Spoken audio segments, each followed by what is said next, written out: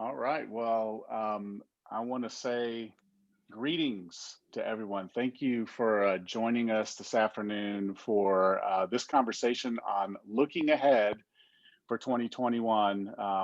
Hopefully, a year of new possibilities. So, we are really looking forward to having this conversation with you today. I think we can all agree that we aren't going back to the way it was before March of 2020. As much as we would love to be able to do that, as much as I would love to be able to do that, I think we're at the point now where we know we're not able to do that. And just like 9/11 changed our lives forever, and things were never the same after that, I think it's fair to say that that COVID and all the other things that we've experienced in 2020 will have the same effect. We're just going to have a new reality after this year. And so, but rather than lamenting the way that things were, we really want to get excited about the road ahead. I think we all are ready to move past the anxiety and the stress and the uncertainty, the frustration. And let's talk about what lies ahead and what God has for us. And so that's what this is about today. And I'm really excited about this amazing panel of thought leaders that we have today who serve the church in a variety of different ways. And just like you, all of them have wrestled with so many disruptions this year and have learned a lot in that process. And so, what we want to do today is hear from them as they share what they've learned and what they're looking forward to in terms of new possibilities, not just for them, but mostly for you, the church leader. So, super excited to have the conversation and let me just do a little bit of logistical housekeeping before we get started and I introduce everybody. So the way it's going to work is we're going to start with a question. As I said, we're going to talk about what we've learned and what they're excited about going forward. So we're going to start with that. And what I'm going to do is I'm going to ask each of our panelists to share their perspective with you. And then we're going to open things up for Q&A. So we want to make sure that we hear from you. We want to know what questions you have on your mind, and we want to be able to respond to that. And so we've reserved time for that. And so the way this is going to work, if you've used Zoom before, and all of us have probably had a little too much of Zoom this year, so we're probably very familiar with the fact that you've got the Q&A button down there and you'll use the Q&A button to type in your question.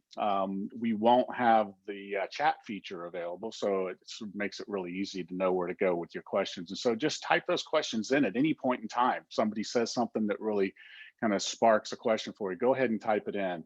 And then we're going to be able to come back and look at those questions. And if somebody puts a question in there that you really like, you can actually upvote that so that that brings it to the top and make sure that we don't miss that.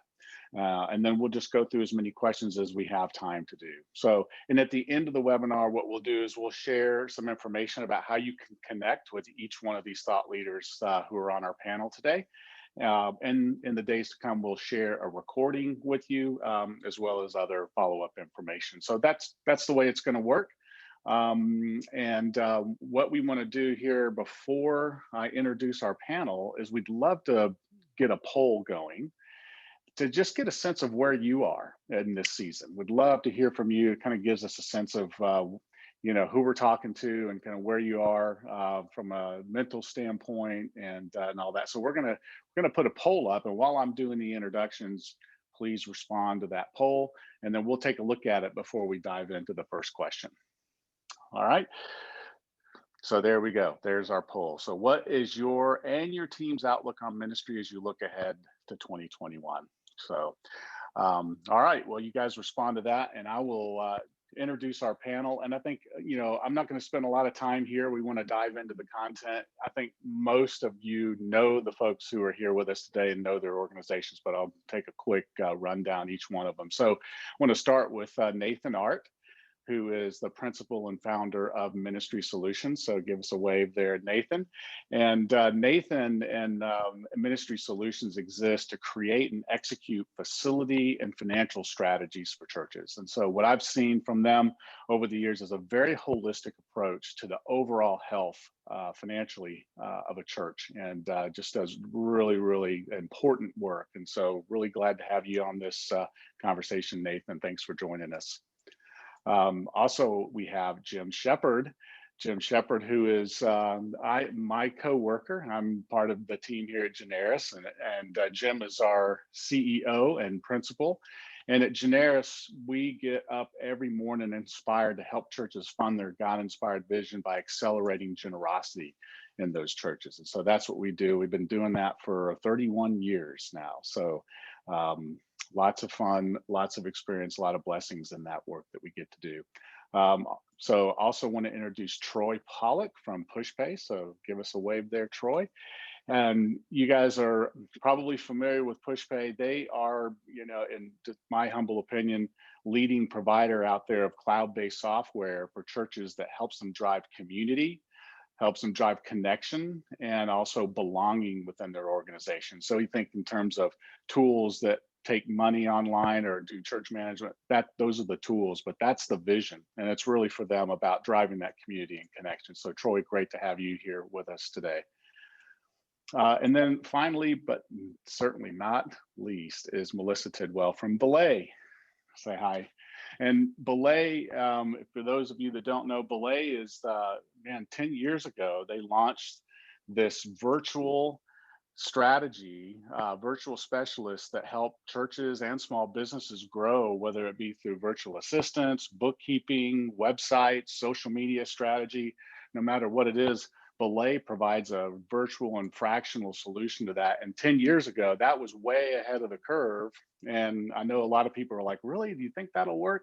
Well, we're not asking that question anymore, are we, Melissa? So we are past wondering whether virtual is going to work. And so really looking forward to hearing these perspectives that all of you are going to share. So in addition to that team, we also have Amy Cook, who you see. Amy, give us a wave. She's also with Ministry Solutions, and Amy's going to help us with the Q&A when we get to that, so that I can stay focused on the conversation. So Amy, thanks for helping with the logistics. So was looking at the poll, and do we have enough answers to be able to show the poll? Yep. All right, so let's see what we got here. Again, what is your and your team's outlook on ministry as you look ahead? So hopeful, new year, new possibilities, 38%, and then optimistically nervous. We're excited for this next year of ministry, but not sure what to expect or how to begin planning. And then a little bit of skepticism. So good to see that there's no total dread or just the whatever, just glad the year is over.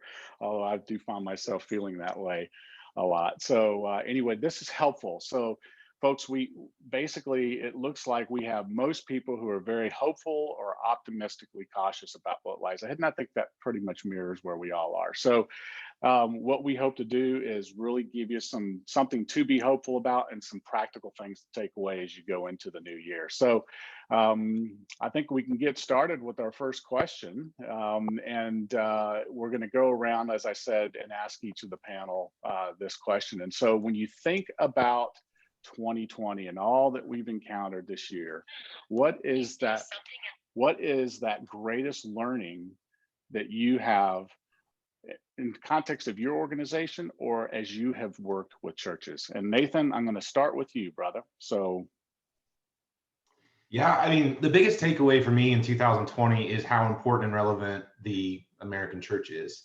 Outside of COVID, this is the most politically divisive time that we've had. The ugliness of social injustice has been on the front burner.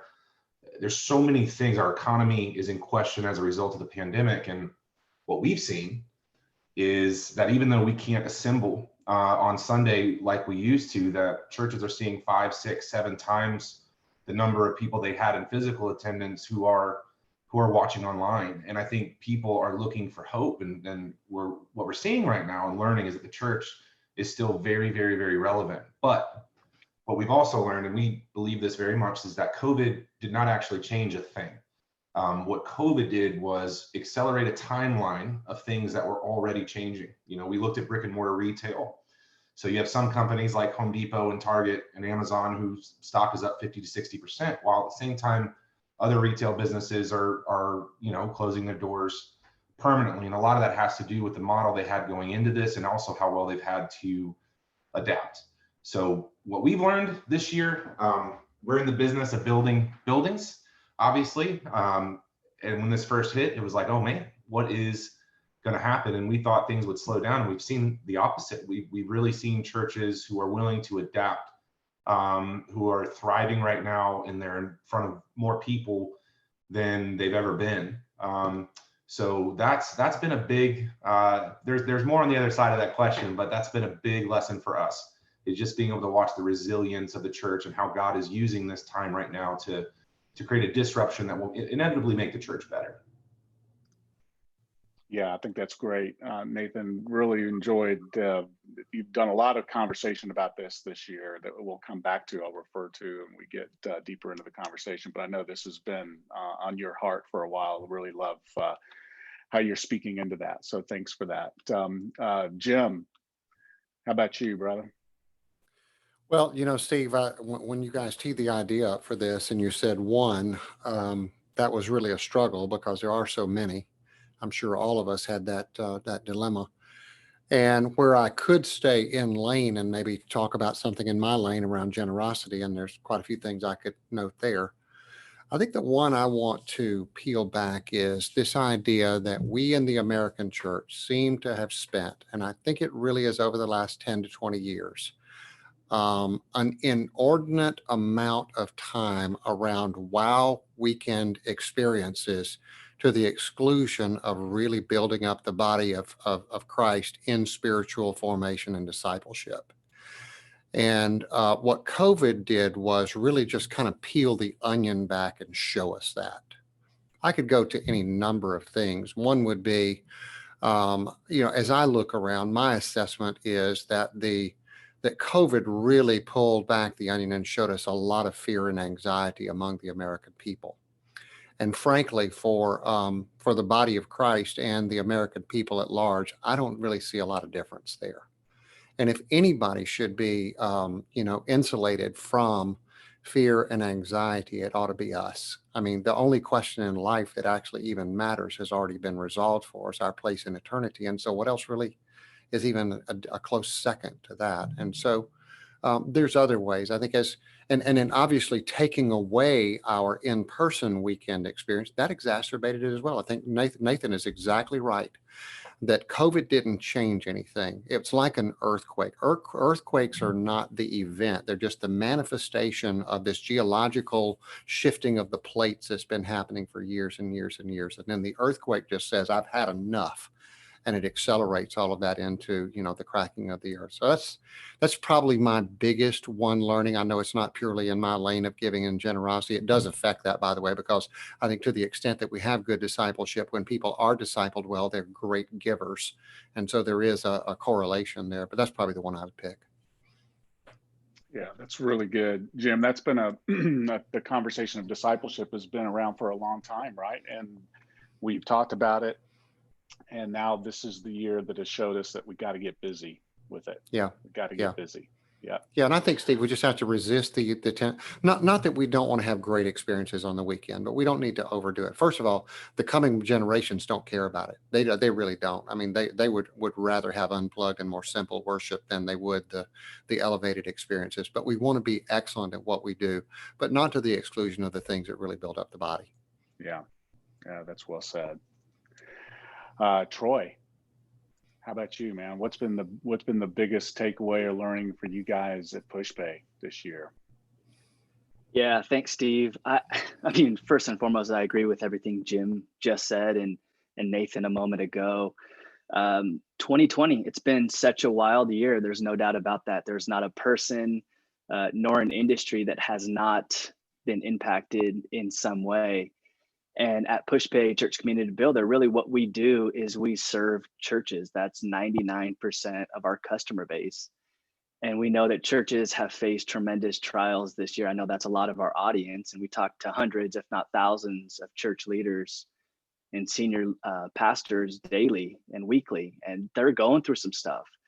They've had to pivot their strategies to keep these congregations engaged and connected while their locations remain closed or even partially open due to the pandemic. I'm in Washington State, and our governor just kind of rolled everything back. We're going pretty much back to a lockdown.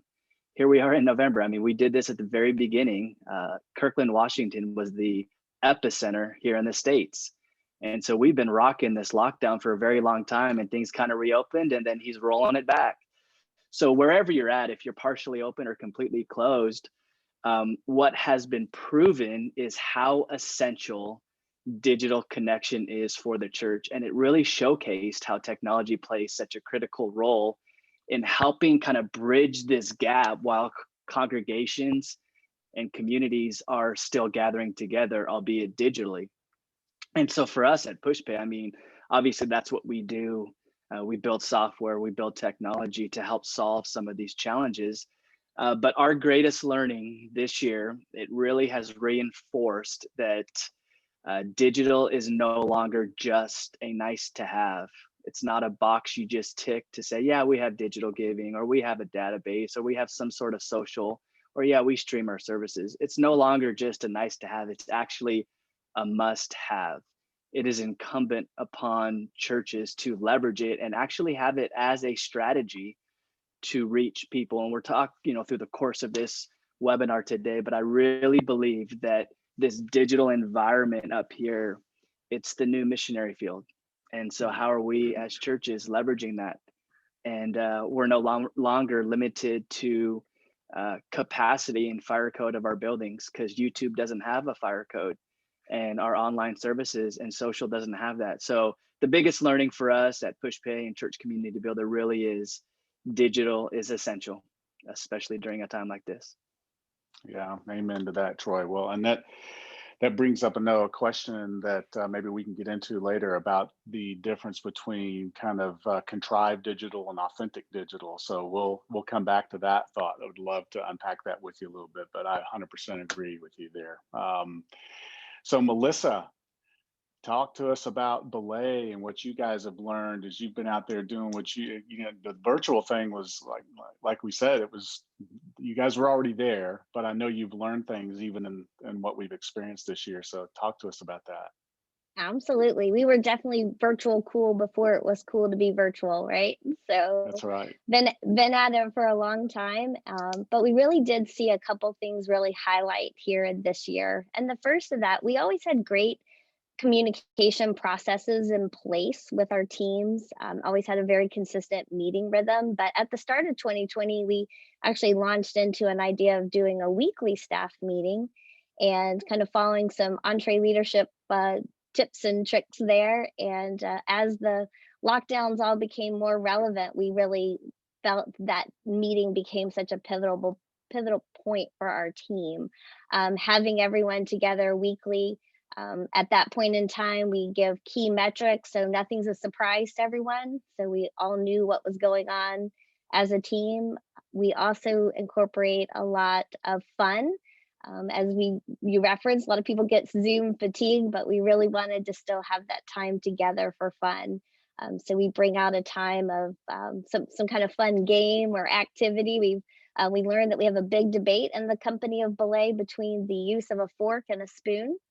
So it was a big debate going on about that. So we've had lots of fun and feel that that's an important element to keep with your teams, is to keep fun in the meetings, as well as a time for gratitude. Gratitude is one of our core values. And so we make sure at the point of each week you have a chance to say thank you to one of your team members or a leader. We call them snaps. Just as a fun tribute to each other and taking that time to pause for gratitude. And we felt that really helps keep a lot of your team's momentum. And then the second big thing I'd share is agility. We had a lot of plans going into this year, as I'm sure many people did, and a lot of things got put on a hold or stopped. And we really learned that having members of your team that can be highly agile and shift gears and pick up on different responsibilities or change into other departments was critical for our ongoing success and what we were trying to do to support the leaders that we had an opportunity to do. So those would be our really two key highlights, was that need for that clear, consistent communication with your team, keeping it fun, and having a good team that can be agile in these times and transitions.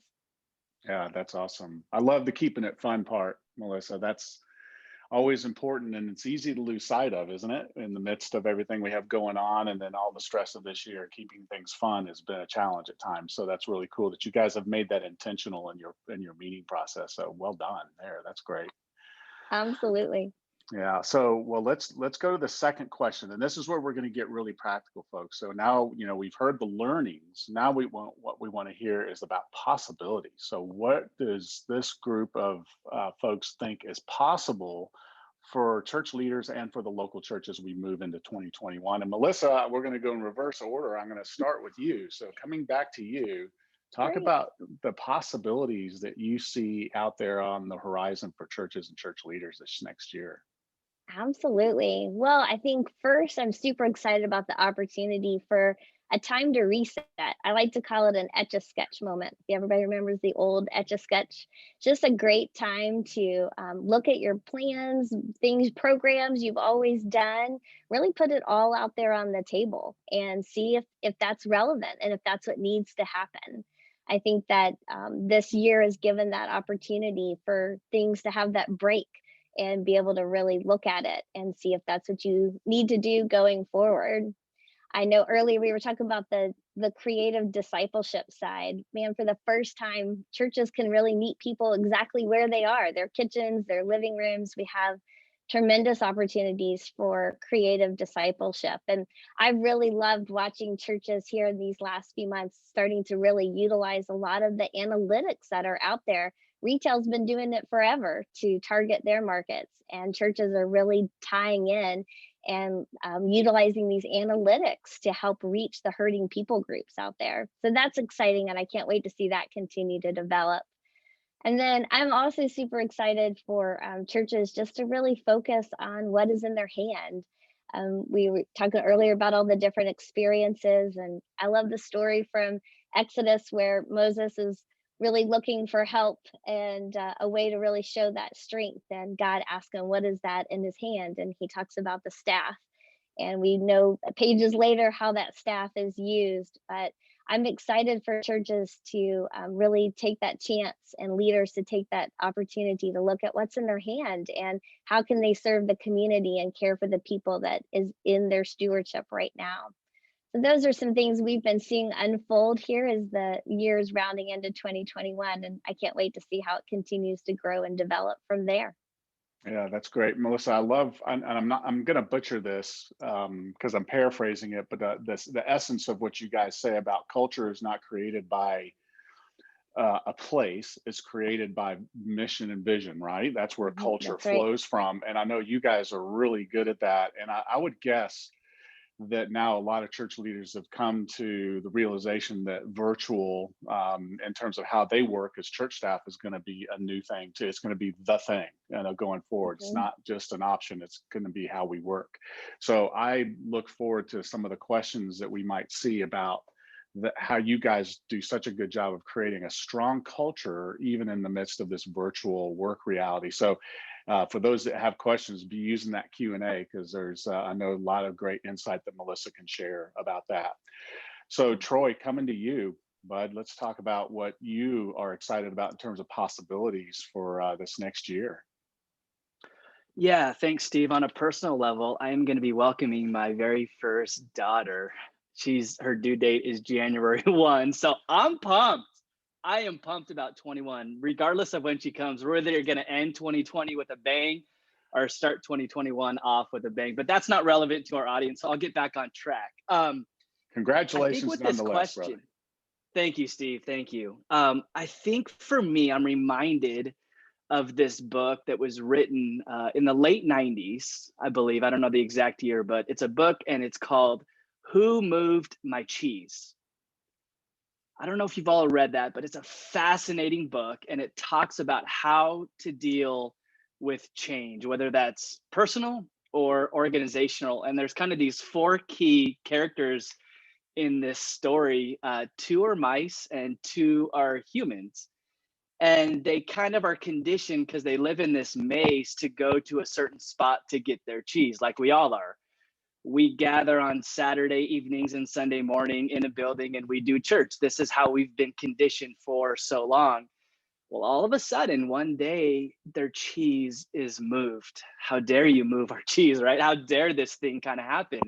Like Melissa just talked about, this Etch-a-Sketch has just been shaken.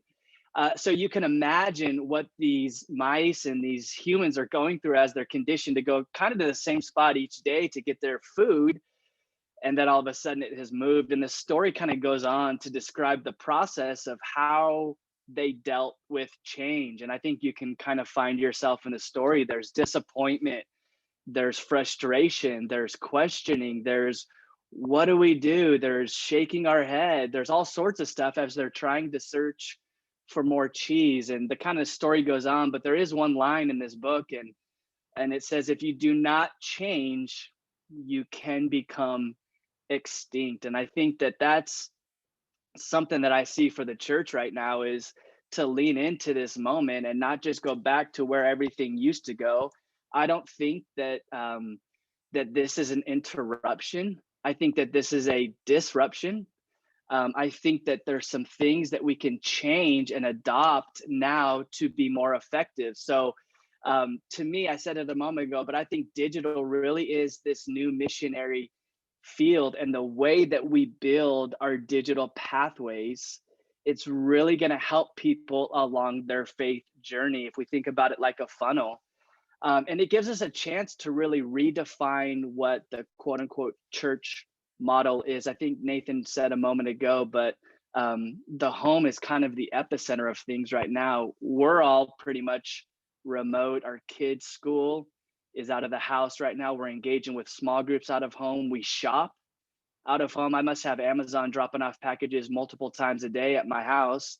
We've purchased all of our little girls' nursery and stuff, none of it in person, all digital. The home is now the epicenter. And I just think it's really important that we don't look at it as an interruption and we're going to get back to our regularly scheduled program, but rather we see this as a disruption, and how do we leverage this great thing called technology, 21st century technology, to build that first century church. And I think that there's a plethora of opportunities to build those digital pathways, and now view a weekend gathering is just one of the expressions of what church can be. Yeah, that's so well said, Troy. And I know that there's a lot of questions that come out of that, specific questions about what does that really look like for my church, and how does that translate to the weekend experience or to the giving experience and things like that. So I know you've got some great wisdom on that. So folks, be sure to drop some questions in there for Troy that you might have about the specifics of that. So coming to you, Jim. Well, I could tell you about the New Year's Eve celebration that I have planned, because I am already stocking up on 2020 calendar books. I'm buying as many as I can find. And I'm going to gather some friends around my fire pit, and we're going to burn them. Every single one of them. We're going to burn them at about 11:45. And we're going to ring in the new year with our fire pit blazing with 2020 calendars, because who can't wait to say goodbye to 2020, right? But I'm guessing that's not what you're asking me about. I'm going to double down on what Melissa started to talk about and what Troy alluded to some, and that is that I'm excited about the opportunity to rethink everything in light of church, rethink everything, to go to the board and erase everything that you've thought was near and dear and to start over. And that really pivots out of the idea that Troy teed up a minute ago. I know there are some who believe that this was an interruption and they can't wait to get back and do what they were doing when in fact COVID broke out. But it is a disruption. I think it's going to end up, as we look back, it's going to be a mega disruption. And to Nathan's point, it shouldn't really be a surprise to us. It's been in the works for 10, 15, 20 years. The idea that people are not coming back to church. Look, church attendance has been declining for the last 20 years among faithful people like those of us on this phone call, on the Zoom call today. And so that shouldn't surprise us that it's hard to get people back into the building. So this is an opportunity to rethink everything. I think to really just be clear about it, I think there's two questions that I would be thinking in terms of if it were me and I was sitting there. One is to answer the question for us, do we see this as interruption or disruption? That's going to change. That's going to define how you see the future based on your answer to that. Obviously, I think those of us on this call are going to go toward disruption. And so we're going to have that answer, rethink everything. If you've been looking for an opportunity to start over, you've now found it.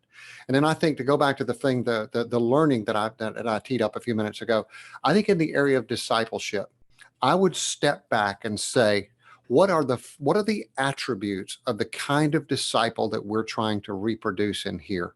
And I would have all of that clearly defined, and I would begin to program everything in my church toward that end, because we're not doing that now. That means dashboards. That means valuing engagement over worship attendance. It means a whole bunch of things. But I think that's where I would go, Steve. Just the opportunity to rethink everything, because that's really where we're at right now. Yeah, that's really good, Jim. And I know that in terms of the discipleship piece and the attributes of discipleship piece, I'd love to drill into that. And if we don't see any questions floating in the Q&A, I'm going to come back to you on that piece of it there, because I know discipleship. You already know what I'm going to say, so that's why you're going to come back to it. Yes, absolutely. Well, discipleship is just one of those words that's used so much, we in some ways have maybe forgotten what it means, Yeah. So those attributes are really important to it. So yeah, I'll come back to that piece of it. So, all right, Nathan, how about you, bud? What are you thinking about when you think about possibilities for church leaders going forward here? Yeah, I agree so much with what the other three panelists have just said. This is absolutely a disruption. I've said for a couple of months now, the people asking when can we go back are literally asking the question of when can we go backwards.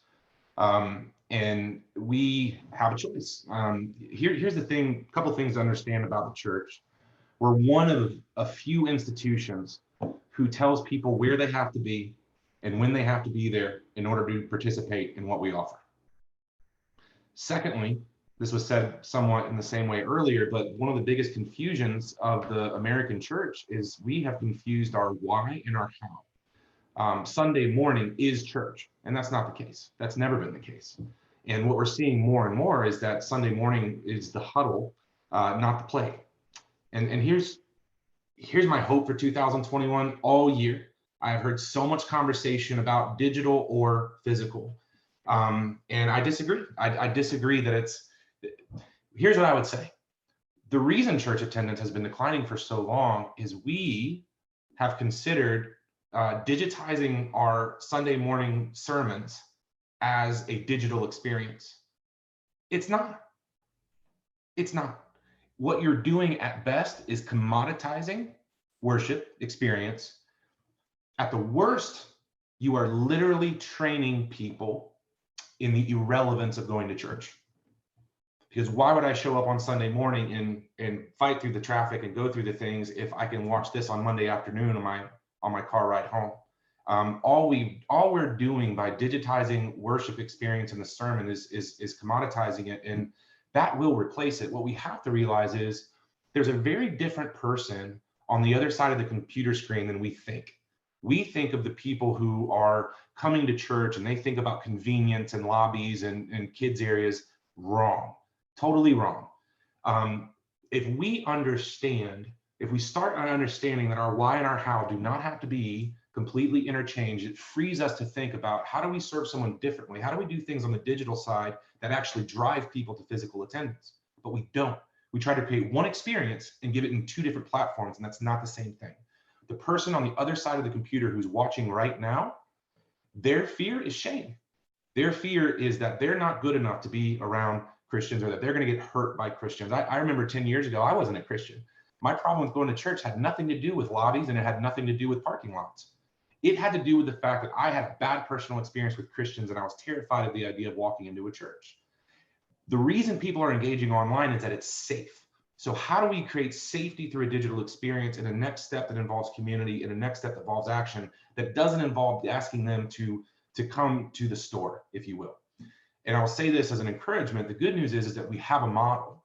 There are several successful retailers who figured this out in 2008. And I'll share this with you as I go. When we did the case study this year on that trend, what we found was not only was digital a completely different experience, but there's 4 companies in the top 10 online retailers in the country. The only 4 that also have a physical presence. It's Home Depot, Target, Macy's, and Walmart. And here's the interesting thing. All 4 are in the top 10 online retailers in the country, and not one of them sees more than 10% of its revenue online, which means that they created a digital experience that equipped the end user to have a better shopping experience that actually landed them in the store later. And when the church figures that out, here's the thing. We have the lowest interest rates in history. Construction prices are coming down. There are more opportunities in real estate. Last quarter alone, $65 billion in delinquencies in retail. There are single tenant retail buildings in churches that are failing. All this is happening. And what the internet did to e-commerce, it's now doing to church. Borders don't exist, as Troy said. We're no longer worried about proximity and room size, which were the 2 key factors in developing multi-site models. Now borders don't exist.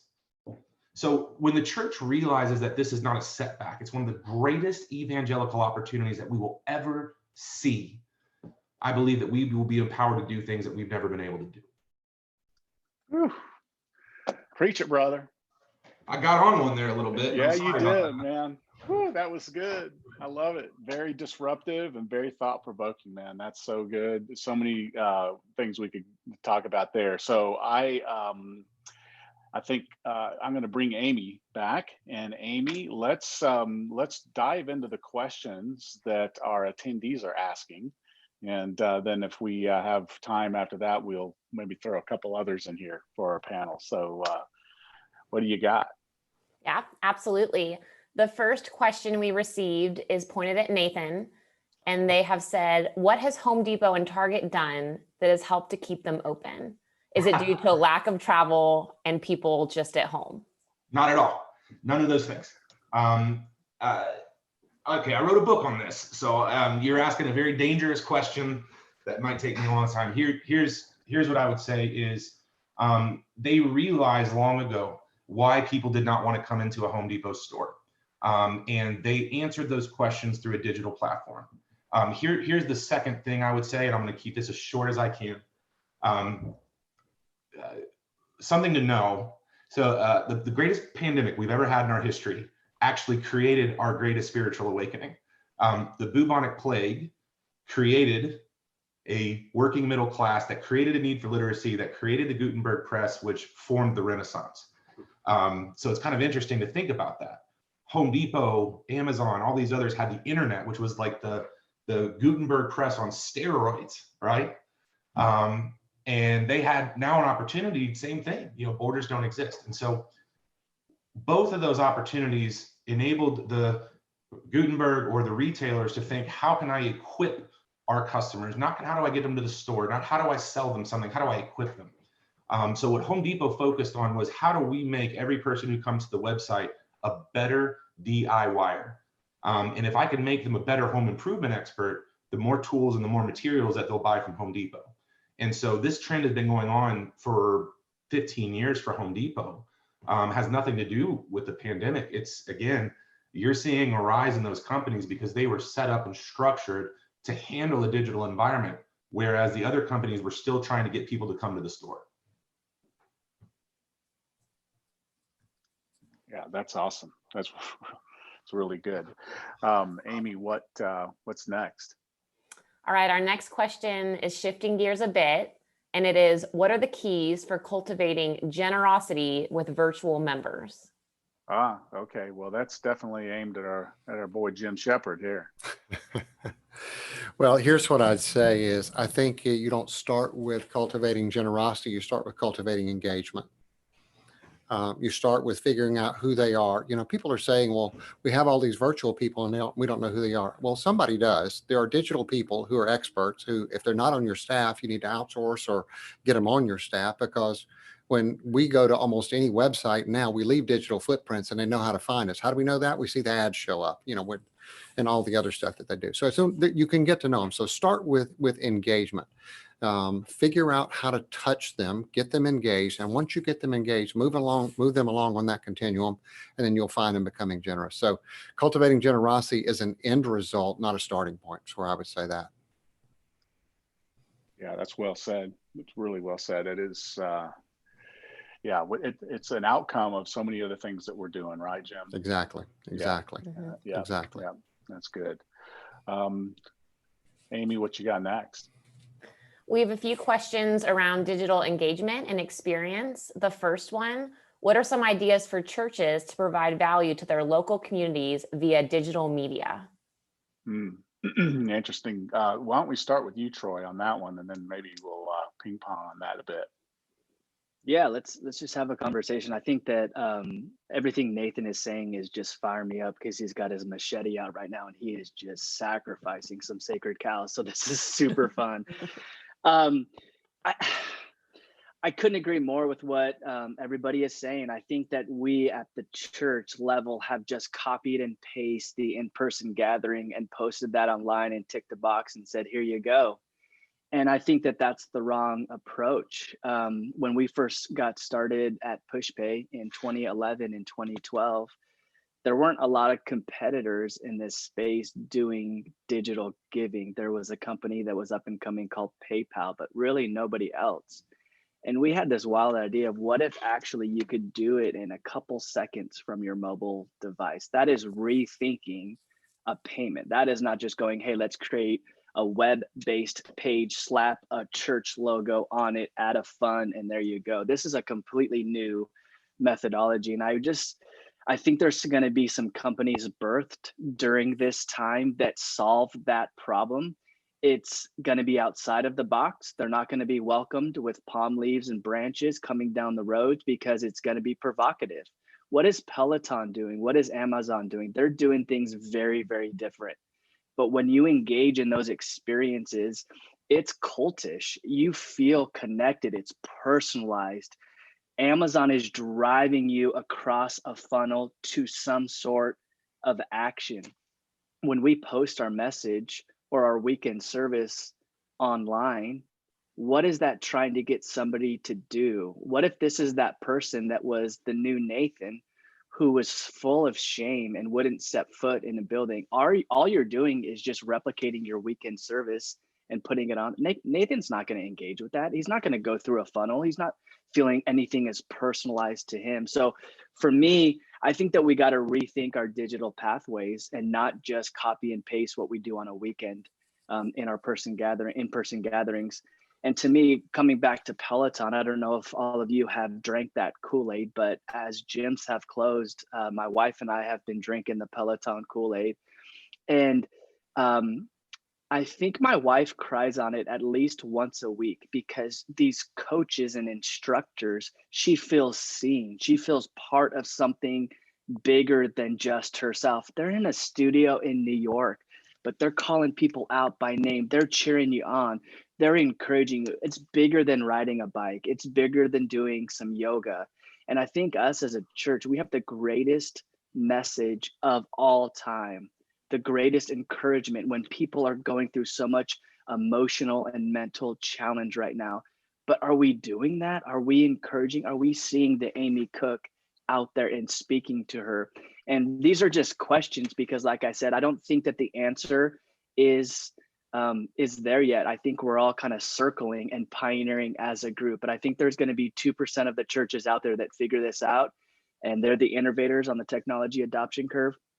But to me, it looks like personalization. It looks like getting to know people through a digital pathway and driving them to some sort of an outcome. If that's in person, great. If they never step foot in a church, pastor, church leader, are you okay with that? And I think that's a sobering question we got to ask ourselves. Yeah. Nathan, how would you respond to that? Man, I agree with everything. I think the questions that come to mind, and I agree with Troy, I don't want to be prescriptive. I don't want to pretend that I know answers, but one thing we've definitely been working on are what are the questions? Who is the person that's on the other side of the screen and how are they different? What are things we can do online that we can't do in person? So in other words, And by the way, what can we start doing in person that we can't do online? We keep talking about digitizing the physical experience. Here's the other thing. I think the days of 65-minute programs are over. I hope they are. Bring somebody in, blow them out with music, do a sermon, get them out the door, turn it over 15 minutes later. It's not a good experience. And if we want people to come and stay on site and actually engage with us, that experience has to get better, and it can't just happen on Sunday. But what I would say is this: the website, when we digitize the sermon, it's very similar to what the Sunday morning newspaper used to look like. So if I'm a retailer, I'm going to put a bunch of things on a piece of paper. One, I hope you read it. I don't know, but I hope you read it, right? Then I hope that whatever items, inventory I selected were the things that you wanted to see, right? And measuring that, tracking that, I don't even want to deal with it. But that's a miss, right? The way I would relate that is, we think that if Sunday morning message is the most important thing that we preach this week, somebody's developed a drinking issue, somebody's marriage is falling apart, someone experienced a tragedy and a loss. What we're saying is, this week, we hope that the one message we picked for this week is the one that those people all need to hear across the board. Doesn't work. The reality is, the digital space needs to be the place where people can come and self-identify and be equipped for where they are and who they are, no matter who and where that is. And that's the new customer. That's the new person. When Troy talks about the new mission field, I feel like we're on the same page and saying that's what that means. But continuing to try to come and get people to the store is the opposite of innovation. It's the opposite of the gospel. I mean, I'm in the middle of writing a second book on this, but Jesus never called people to the center of town. He was always at the edges of town. Even when he had big gatherings, he was either moving or on the edge of town.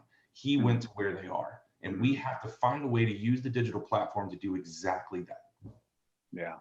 Yeah, absolutely. Amen to that. Jim, I'm curious about if you, I'd love your perspective on this idea of personalization that Troy was talking about. And then have you seen any churches out there? I know we're working with a lot of churches with our team. Have you seen anybody out there that's maybe starting to do some of these things and do them well?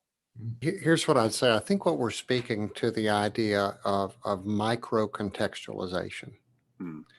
Is the tighter we can contextualize church, the more likely it is it will make it personal to the person who's coming to us. And I think this is the opportunity to do that. One of the things I would say is, kind of pivoting on everything we've said here, and kind of in the previous comments I made, is, I hear a lot of churches that are asking the question of, what do we do when we regather, and what do we do when we restart? And I don't want to be disrespectful, but I just think those are the wrong questions. The question is, what do we do when we relaunch, and when we've rethought everything and we represent ourselves in light of this new reality and these new audiences and the reality of who people are and what they're looking for?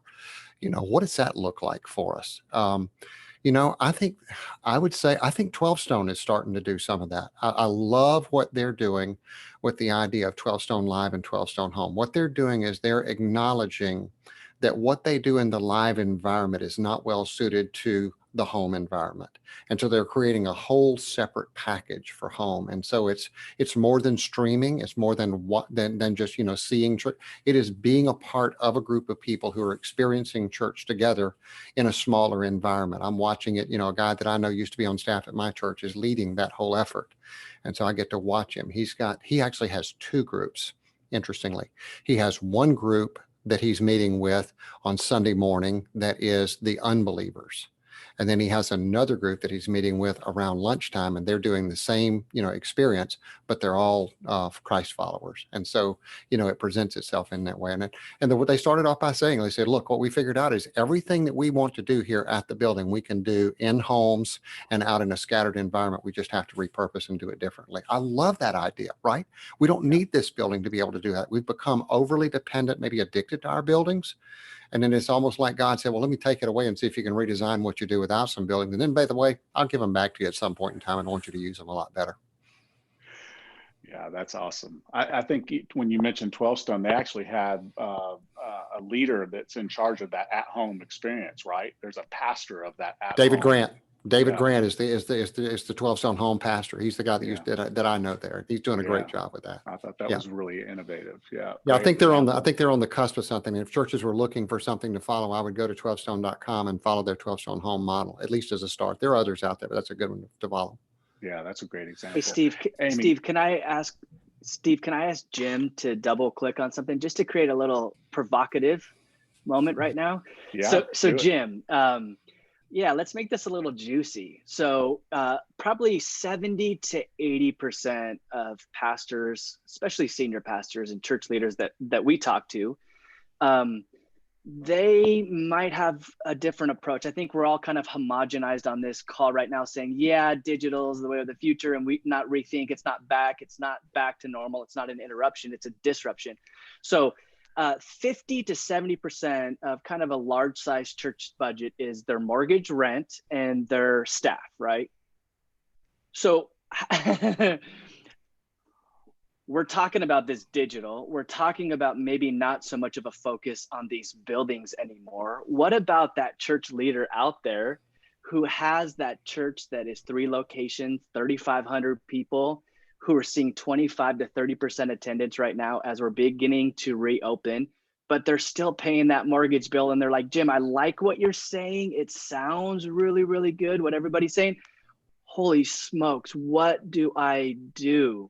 Because that is just shaking up my model right now, because 50, 60, 70% of my outflow is to pay for the building and pay for the staff to facilitate these weekend experiences. Yeah, I'm gonna say a word, but we've got a horse kicking at the stall. I can see him waiting to kick the stall down. He's got a lot to say about this, but here's the idea. We're going to have to transition our buildings and repurpose them more for the community than for our church. That's my opinion. They have to become community centers. They have to be, places of ministry 7 days a week, not just for us, but for our ministry partners in the community. I mean, my church is right down the road. We are only one location because we're a church planting church, about 365,000 square feet under roof, all paid for. And we're going to have to repurpose that space. Those are going to be our challenges. And then you're going to have to redeploy staff.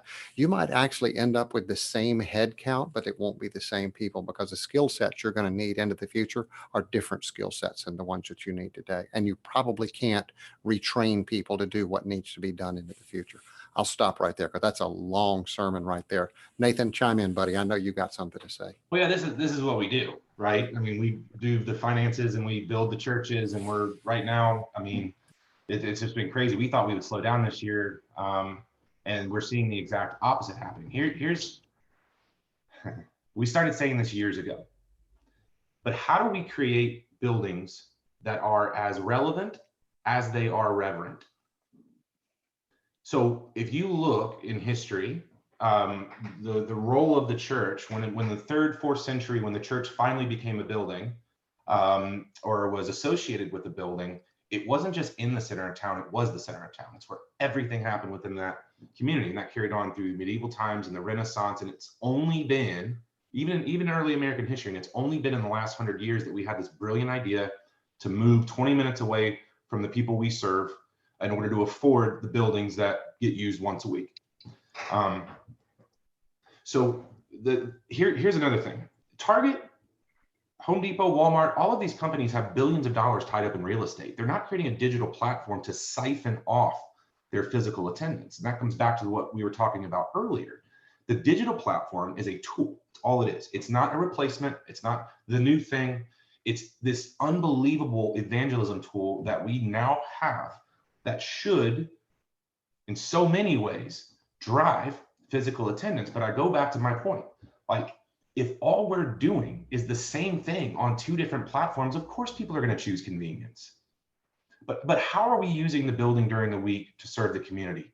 How is the community around the church building better as a result of that building being there? Who benefits from that other than the people who use it on Sunday morning? We have 20 projects that we've done just in the past couple of years that generate revenue, anywhere from $100,000 a year. We have 4 projects we've done that generate 7 figures of rental income per year. So the use of church buildings will change.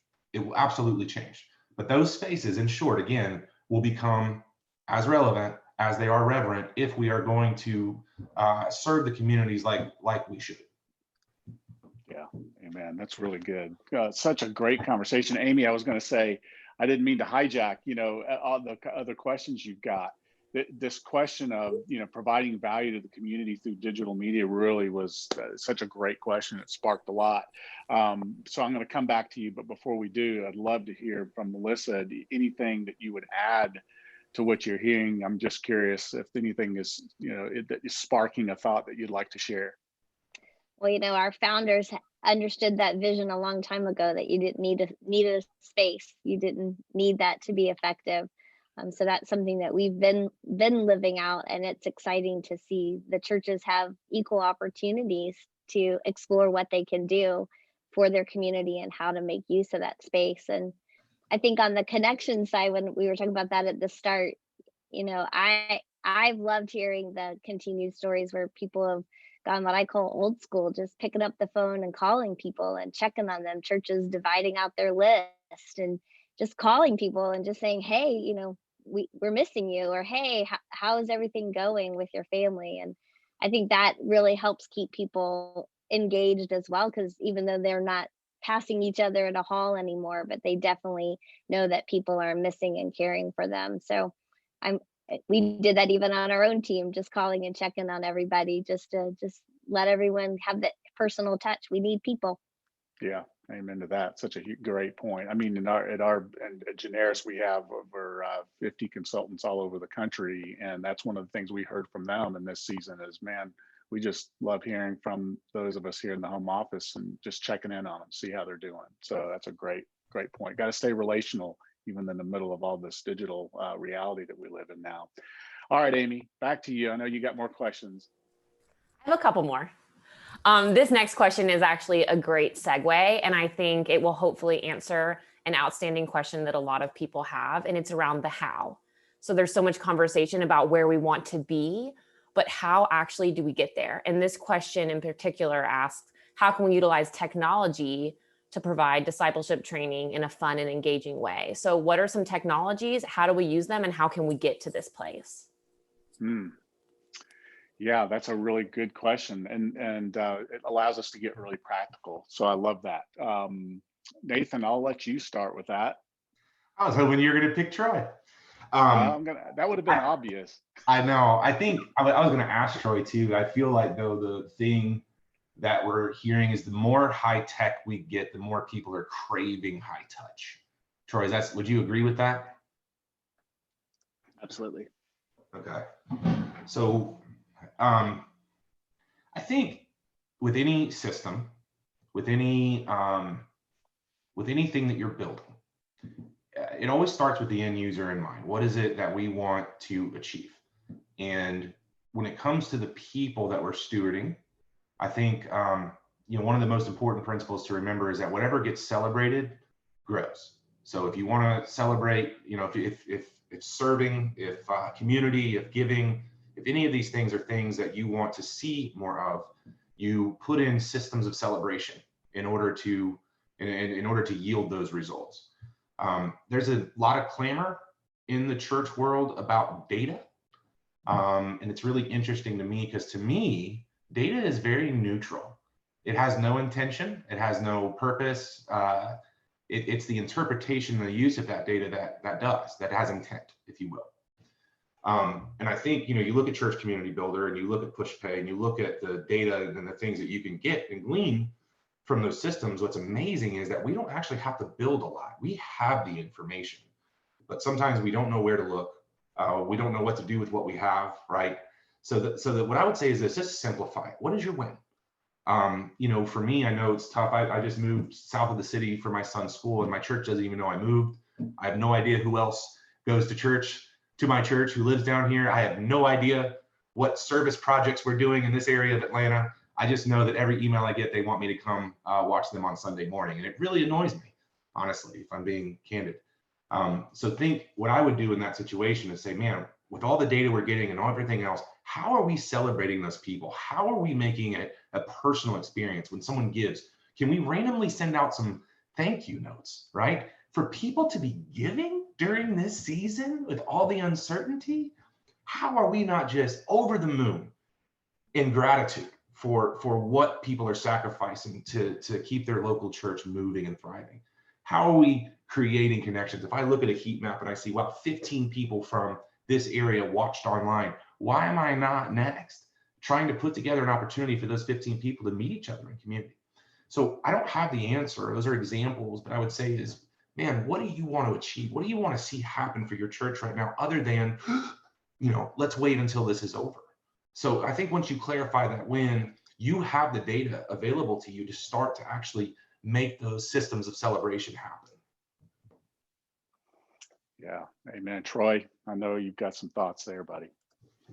Yeah, I know we're up against time, but I think what Nathan is saying is spot on. And yeah, we build software and we build technology to help, but I think a huge mistake a lot of people could make and do make is they quickly run to buy a piece of software and think that that's going to solve all of their problems. That's not what you should do. You need to define your plan, define your journey, define what you're trying to do. Then you slap some software on it and it aids in that. It makes it a lot easier and more effective and efficient. If you don't have a plan, if you don't know who you're trying to reach in your community through digital means, and you slap some software on it, two things are going to happen. You're going to be heavily disappointed, and B, you're going to increase your expenses. And then a year later, you're going to cut the ties of that software because it didn't do what you wanted it to do. So you need to have a plan because the system produces what the system produces. So define what you're trying to achieve. What are those wins Nathan is talking about? You want to take somebody that viewed your YouTube page and get them into an in-person gathering. Fantastic. What does that look like? How do you define that as a church? Then you slap some software on that and it just makes things go a lot faster. So that would be my quick follow-up, Steve. I know we're running against time, but don't just quickly run and think, I'm just going to buy this thing off the shelf, slap it in our church, and it's going to make everything better. That is not the answer. That's the quick solution, and you're going to be heavily disappointed. Yes, well said, man. And we're okay on time, Troy. This thing goes to 3:45 is when we'll wrap it up, so we're good. Oh, I'm sorry. So Okay. yeah, you can. But Jim, anything to add to that? I think that what it does is that it opens up possibilities for us that were not there before. If I were starting to think through a discipleship model for my church, one of the things that I would be thinking about is using my best and strongest voices in the best way that I could. And a digital strategy would give me an opportunity to multiply that in a way that an in-person environment wouldn't do that. And so I'd be thinking in terms of that. I think I would start there. Obviously, you want to develop more voices over time. But if I were a church that I found that I were deficient, I would find my 3 or 4 strongest voices and begin to build around that in a digital environment. That's just me, but that's where I would go. Yeah. Because if you've got a deficiency, don't put your least capable people on that. Put your most capable people on it. The voices, maybe even your senior pastor, lead some of those sessions. If it's in an area that's his sweet spot. Yeah, that's great. Really good. Melissa, anything you see there as well? Well, I think that everyone's really hit a lot of the highlights about just making it more about what you want to do, not trying to make it some one thing fixes all. I think that everyone really needs to look hard at who they're trying to reach and how they want to connect and what connections work well. I mean, we see churches, doing parking lot type of gatherings where people are able to gather that way, or gathering at local parks where they feel they have that safe social distancing. So there's just so many opportunities out there. I think you have to really sit back and look at who you're trying to connect to and what would work best for them at that point in time. Yeah, I think one of the things that stands out to me right now is just the need for collaboration, right? Leaders collaborating has always been a wonderful thing. We got to do it even more now than ever, so that we can learn from each other and see what ideas are out there working and what's getting results. So it's a real, I think 2021 hopefully will be a year of new levels of collaboration amongst churches and church leaders. Amy, we probably have time for one more question before we wrap it. I have a great question for us to end on. It's kind of an all-encompassing question, so I'm really thankful for it. We have a church that is in a time of transition and growth. So they are actually starting the process of beginning to develop a church communication strategy. So what advice would you give to someone starting at the beginning, which is an exciting place to start, obviously? And what are some cool, innovative paths that they could take to actually do some of these things that we're talking about? Yeah, that's a great question. I'll leave it. I'm going to leave that one open for whoever wants to jump in on it. I'm not going to pick. Well, let me start with one idea, and I know somebody who might chime in on this one and maybe amplify it a little bit. But I think this is for the church that's up and running, but the church is just getting started. I think the key is one size fits all is not going to work. You have to think in terms of segmentation from day one. All the successful retailers do that. I don't get any ads from any of the retailers that I buy. I don't get any ads for ladies wear. I get, cowboy boots, jeans, stuff. Yeah, but they know, they've segmented me. My own church, for example, has a way that on our weekly newsletter, I can opt in and opt out of various subject areas. I don't get the ladies ministry stuff. I don't get grief share. I don't get kids connect. And so make it relevant to me. If you're frustrated that people don't read and pay attention to your stuff, then the reason is because you're overwhelming them and you're not speaking to what they want to hear. Segment, get the context down as close as possible. That would be where I would start. Yeah, absolutely. It goes back to that personalization piece we were talking about before. All right, who's going to riff on that? Well, he knew what he was doing. Well, yeah, and to Jim's point, it used to be that we had, to pack all of our communication into this 65 minute window. And so, we're talking to single people in the audience about, kids ministry, and a single man is hearing about kids ministry and women's events and things that have nothing to do with them. And so I won't repeat what Jim just said. I completely agree with him. I completely agree with what Troy was saying. I want to add something kind of different on a communications front. I think if I had to sum up a little bit of what Jim's saying is that we sometimes forget that our one audience is actually comprised of many different audiences. It's interesting when you look at Apple. So Apple has built a huge platform, right, on experience, connectedness, just the ease of use, all these wonderful things. If you look at the specs, I think we've all heard this, that some Samsung phones are half the price and have more features than the iPhone. But with the iPhone, it's larger than the phone. What would happen if next week Apple started releasing emails to their customers, or they changed their marketing campaign telling their audience how many iPhones they sold? What would happen? Right? But when we're talking to our people who are new and they're coming in, we're talking and we're using the word salvation, we're using the word baptism, we're using all this internal language that those people don't understand, or they say they understand, but it's not their language. But who does care about how many Apple iPhones are sold? People who own Apple stock, the investors. So who cares about how many baptisms and salvations and everything else that the church has experienced? Your investors. The people who are actually putting money in and they're serving and they're giving and they're a part of the story. So just remember this: when you're trying to meet the felt need of someone who's not yet engaged, it's a completely different conversation that actually centers around them in a lot of different ways and where they are and what they need. And I would focus on, how do we make people more significant and more connected in their own communities? And if we changed our focus to that versus trying to get them to come to us, I think we would be packing out our buildings on Sunday morning every weekend. Yeah, amen to that, Nathan. I think about I'm going to be just a really short comment, but just to tag onto that. When my kids were young, when my boys were young and playing youth football, I was heavily invested in that. I was coaching. I was practicing in the backyard with them. I had other kids coming over the house. We were working even out of practice timeframes. And one of the things that conversation I had with a guy in my church, with my pastor, was, why am I not involved in fill in the blank? And my question back to him was, how can you help me be a better reflection of Christ as I coach these youth? And that's what you're talking about. Yeah. Right? That's what you're talking about. Yes. So Troy, what about you, man? You want to riff on that a little bit, and then we'll wrap it up.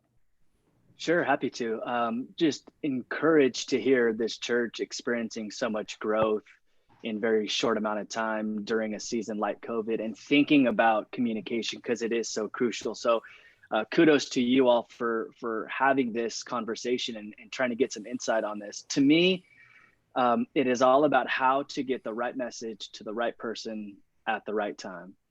And that's what Jim's saying, that's what Nathan's saying, and that's what some of our favorite brands do to us. We feel like we're part of the inner circle because whether it's Spotify, whether it's Instagram or Apple, you're getting that message or that song to play or that recommendation as you're checking out at Amazon that is so applicable to what you're doing. Sadly, the church at large, and this is not throwing shade, just generally speaking, we've just taken the physical bulletin or announcements and just slap that onto Constant Contact or a big e-blast and just sent it out to everybody, which is why we then miss the Nathan Art of the worlds who have moved 40 miles away, and we have no idea he and his family have moved, and we're still inviting him to the newlywed vacation Bible school, whatever you want to call it right there, is because we don't have the data, we don't have the rich insights, and we don't have the infrastructure to gather that type of insights to have that right message at the right time to the right person. If Nathan received that from his church and they said, we know you moved away and we have a home group 5 streets away from you, how would that make him feel? That would make him feel like a giant and they care so much about him. So for me, it's again, talking more about the problem, Steve, but there are some solutions out there. There are some software that are building this type of ability to gain this rich insight so that you can do what Jim said, segment your people and get the right message to the right person at the right time, because that personalization is how we're all engaging with the world today. So why is the church not engaging with us in a similar fashion? Oof, man, yes, sir. That's what creates that sense of belonging, right? Just like you said, if I feel like you know me, then I feel like I belong. Melissa, I know that Belay knows all about segmentation of audience because you guys work with so many different kinds of folks. Any words of wisdom from you on that? I would just add in making sure it's the right format too. There's, again, we have videos, you have written word, audio, there's all types of ways. And so I think being sensitive to also how of what gets communicated is important as well. And making sure you're taking in all the ways people like to get their information and listen to it or read it. Gosh, yeah, that's a great word. All the venues, right? All the tools, use them all. Yep, that's great. Awesome. Well, man, this has been such a wonderful conversation. I know that there's people that want to reach out to you guys and probably have deeper conversations. So do we have a slide with contact information for everybody? I think that we do, but I'm not positive about that. We'll send that along in the follow-up email. In the follow-up? Okay, so contact information will come in the follow-up. So as we close, I think it would be appropriate for us to do so with prayer. We want to pray for all of you church leaders who've showed up today. We care deeply about you and the work that you're doing, and we want you to be encouraged as you walk away. We've given you a lot to think about, and so we just want to pray that God will give you exactly those thoughts that you can take and implement and make a difference in your community. It's a big conversation. So, Jim, would you close us with prayer for these church leaders that have shown up today? Glad to do that, Steve. Heavenly Father, we give you thanks for this gathering today of your people and to come together just to think about what it means in the present and what it might look like in the future, Lord. And Father, we don't pretend to have all the answers, but we know that you do. And so we would, all of us here on the panel, we would just ask that you would use our meager words and our meager thoughts. If you would use those to make a big difference in your church, that your name might be glorified and that you would be honored in a way that's bigger than ever before. Father, we just sense that you're on the move, even in this season, in this year, that we'll be glad to have behind us. But we know you've moved mightily and you've done great things, even as we've watched, some of the confusion and tribulation and turmoil and things that have happened. We know that you've been on the move. And so we give you thanks for that. You are indeed building us up for the work that you want us to do, Father. So would you equip us? Would you enable us? Would you empower us with your Holy Spirit to do just that. And we pray that in the mighty and matchless name of Jesus, our Savior. Amen. Amen. Thank you so much, Jim. All right, Amy, did I forget anything? I think you wrapped us up well. Awesome. All right. Well, hey, thanks, Melissa, Troy, Nathan, Jim, Amy. Appreciate you guys. Awesome job.